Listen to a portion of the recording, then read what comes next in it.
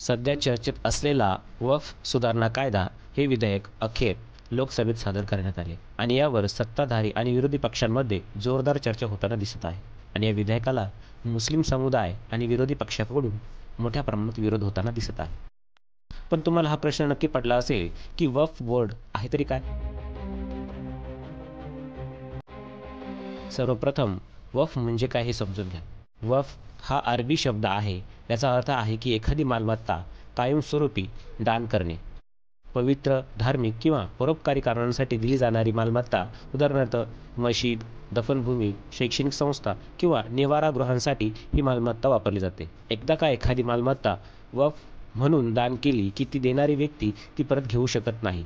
कायदा त्या मालमत्तेला कायम वक्फ म्हणूनच संरक्षण देतो. वक्फ बोर्ड ही अशी संस्था आहे जी वक्फच्या मालमत्तेवर नियंत्रण ठेवते. यात जमिनीचा गैरवापर किंवा अवैध विक्री होऊ नये म्हणून भारत स्वतंत्र झाल्यानंतर वक्फ बोर्ड आणि वक्फ ॲक्ट ऑफ 1954 कायद्याची निर्मिती करण्यात आली आहे.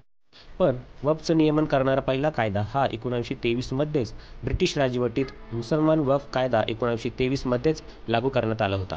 पण मित्रांनो, तुम्हाला माहीत आहे का वक्फ बोर्डाकडे एकूण किती संपत्ती आहे? अमित शहा पार्लिमेंटमध्ये त्यांच्या भाषणात सांगतात, 1913 ते 2013 या कालावधीत वक्फ बोर्डाकडे 18 लाख एकर जमीन होती, जी काही वर्षात दुप्पट झाली. मागील 12 वर्षात अजून 21 लाख एकर जमीन बोर्डाकडे जमा झाली आहे. अशी एकूण तब्बल 39 लाख एकर जमीन सध्या वक्फ बोर्डाकडे आहे.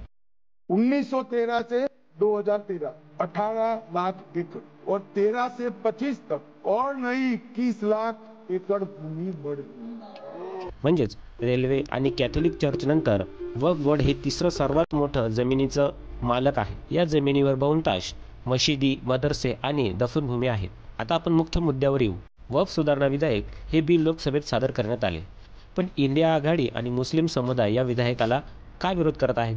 विरोधाचं कारण म्हणजे हे विधेयक वक्फ बोर्डाच्या ऑटोनॉमी आणि धार्मिक स्वातंत्र्यावर हस्तक्षेप करतं असं म्हटलं जातं.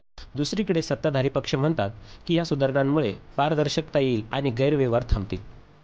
तुम्हाला काय वाटतं मित्रांनो? हे विधेयक मंजूर झालं पाहिजे की नाही? तुमचे मत आम्हाला कमेंट्समध्ये नक्की कळवा.